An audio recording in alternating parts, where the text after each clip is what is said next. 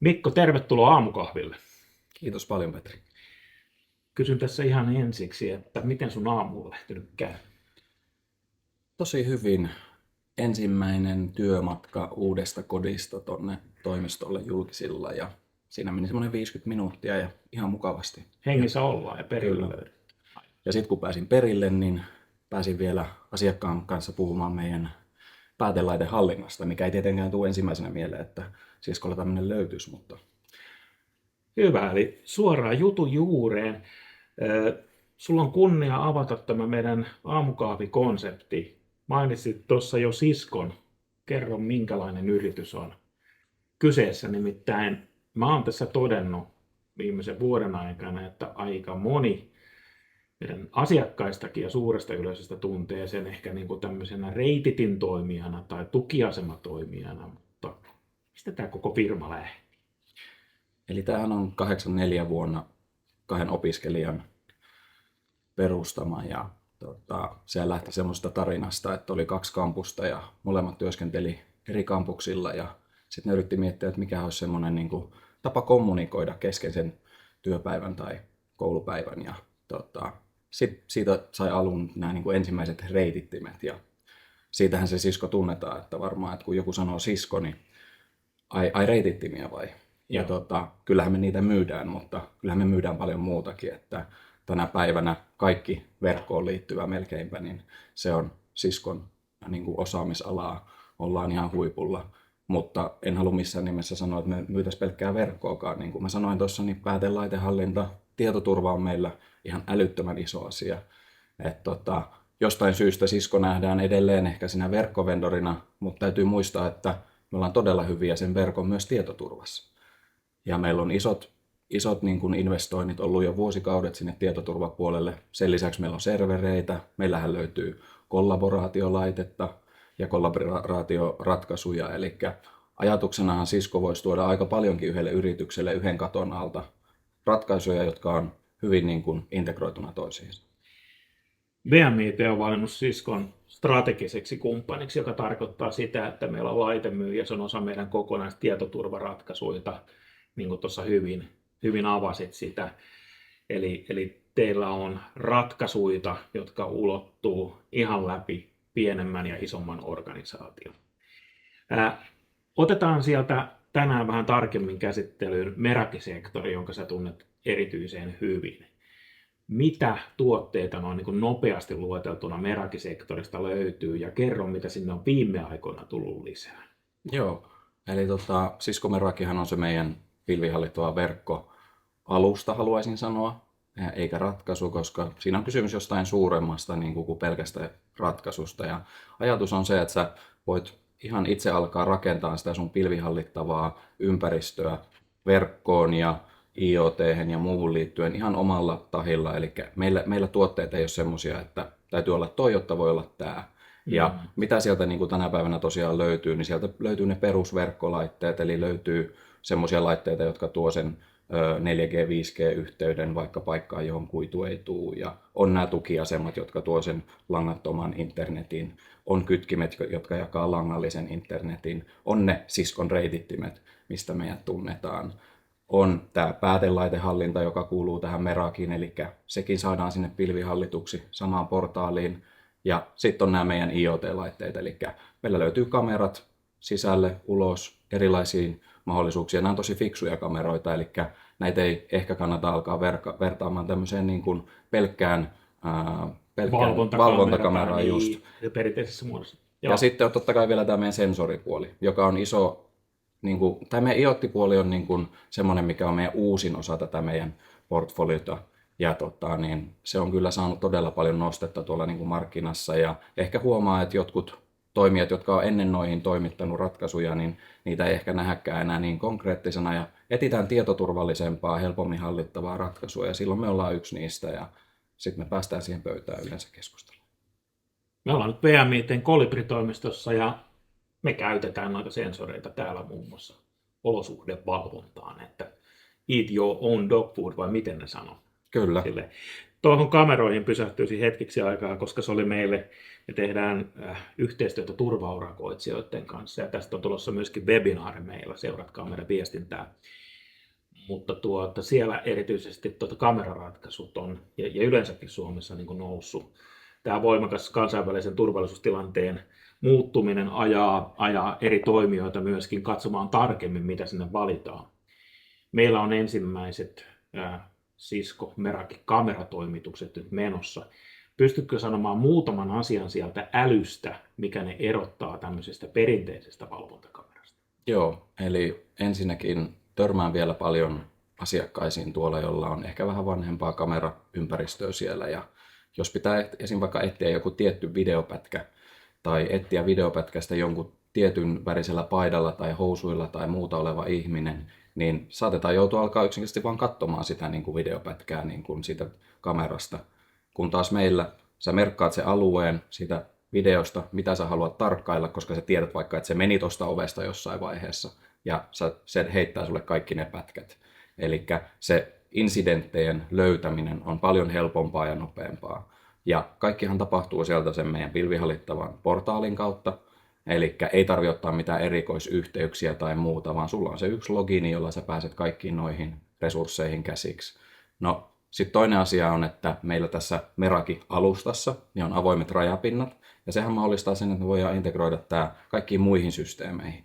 Eli toki suljetuille verkoille, jotka ei ole yhteydessä internettiin tai mihinkään muihinkaan systeemeihin välttämättä, niin niille on edelleen paikkansa, mutta se ei ole todellakaan enää se niin kuin go-to ja paras vaihtoehto kaikille muille, vaan kyllä mä näen sen, että jos sä voit integroida sun verkon osaksi niin kuin kaikkea muuta sun systeemejä, niin tee se ihmeessä.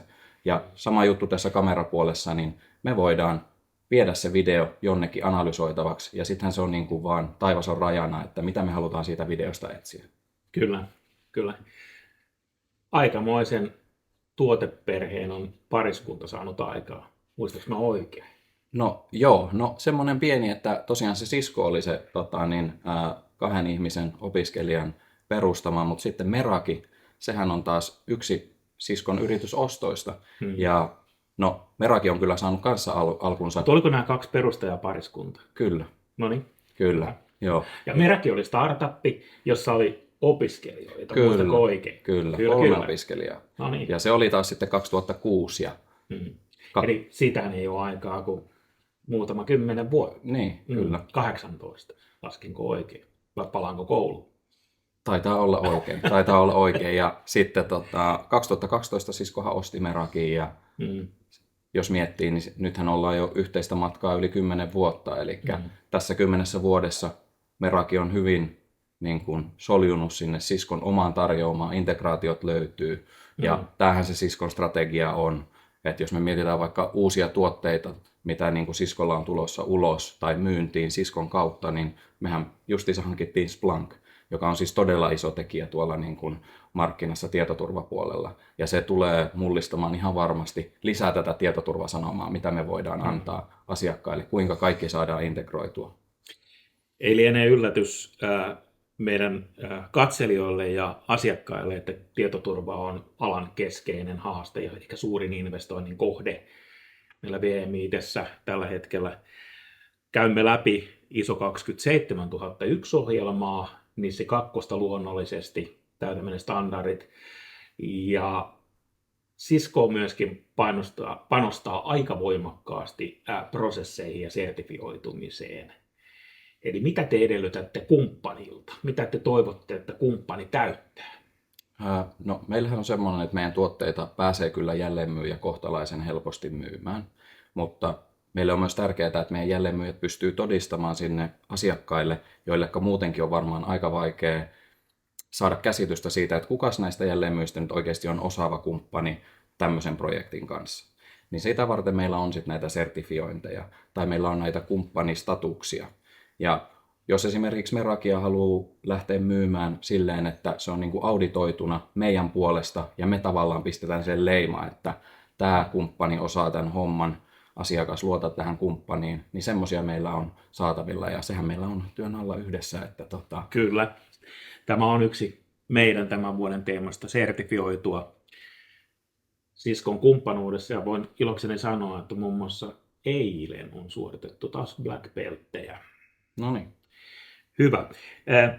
Lopetellaan Mikko siihen, että olet useasti nostanut esille toi pilvihallittava verkko ja muuta. Olen myöskin saanut asiakkailta palautetta, että tämä on käyttäjäystävällisen näköinen, tämä on helppo havainnoida. Kyllä. Saammehan kokea tätä tulevaisuudessakin. Kyllä, siis Merakillahan kaikki on lähtöisin siitä, että haluttiin natiivisti pilvihallittava ratkaisu. Ja sitten sen vierellä se numero 1 juttu, mistä ei myöskään haluta ikinä pois, on se, että se on maailman markkinoiden yksinkertaisin käyttöliittymä verkon hallinnalle. Ja siitä me ei tulla ikinä niin kuin joustamaan, koska jos mä mietin tuota markkinaa, mä tiedän suurin piirtein minkälaisia tuotteita meidän kilpailijoilla on ja näin, ja minkä hintaisia ne on, minkälaiset tehot niissä on.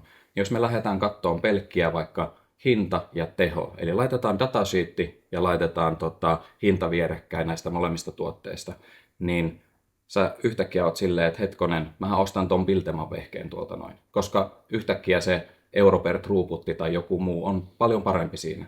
Et kyllä se ehdottomasti se, missä me erottaudutaan ja mikä on meidän niin kuin vahvuus, on se käyttöliittymä, sen helppous. Jos sä operoit sitä itse, niin se operointi on sulle todella helppoa. Jos sä ostat sen palveluna, sen Meraki pilvihallittavan verkon, niin sä voit olla varma, että jos sulla on vaikka toimipisteitä ympäri Suomen, niin esimerkiksi vaikka VMIT pystyy tosi nopeasti tarttumaan näihin ongelmiin, korjaamaan ne etänä. Sen ei tarvi ajaa sillä pakulla sinne Rovaniemelle ja tulla takaisin, ja sitten sulla tulee jäätävä lasku siitä asiakkaalle itselleen, kun siellä on käyty paikan päällä tekemässä jotain, mitä oltaisiin voitu toisella ratkaisulla täysin tehdä pilvihallitusti. Kyllä. Ja tuohon voin todeta heti, että ne on aivan ykköstapauksia, mitä olemme ensinnäkään joutuneet vaihtamaan, mutta se on toiminut juuri näin. Ilmaisia lounaanta ei ole, mutta teilläpä on ilmaisia pokkeja. Päätetään tämä juttu siihen, eli kerro lyhyesti muutamassa sekunnissa siitä, miten ilmainen asiakaspokki toimii. Joo, eli teille laitetaan viesti, asiakas laittaa teille viestin ja haluaa ihan mitä tahansa meidän Meraki-laitteita, siskon Meraki-laitteita testiin, ne saa ne testiin. Ja miksi näin tehdään on se, että vaikka mä vetäisin jonkun puolen tunnin setin Merakista ja näyttäisin kivoja slideja, ehkä näyttäisin jotain demoportaaliakin, mutta meidän näkökulma on se, että ainut tapa, miten sä saat sen meidän oikean arvon välittymään asiakkaalle on, että tulee se user experience puoli. Eli ne pääsee kokemaan, että minkälaista se on käyttää tätä tuotetta. Joko ihan vaan niin kuin sille, että se tulee just palveluna VMIT:ltä, tai jos ne laittaa ne itse piuhoihin ja näin poispäin, niin ne huomaa, että hei, mehän pystytään tekemään tämä tällä pienellä IT-tiimillä. Eli aina saa meiltä testiin laitteita. Ja me ei tulla siitä menemään minnekään, koska se on mun päätös. Kiitos Mikko Aamukahviseurasta. Kiitos. Kiitoksia teille myöskin, kun katselitte tämä video. Seuraavassa videossa me puhutaan tekoälystä ja co-pilotista. Ensimmäiset hankkeet on käynnissä, ensimmäiset kokemukset on käynnissä myöskin siitä ja pidetään vielä vieras pikkusen yllätyksenä, mutta mielenkiintoinen aamukahviseura jatkuu VMIT:n puitteissa. Kiitoksia. Kiitos.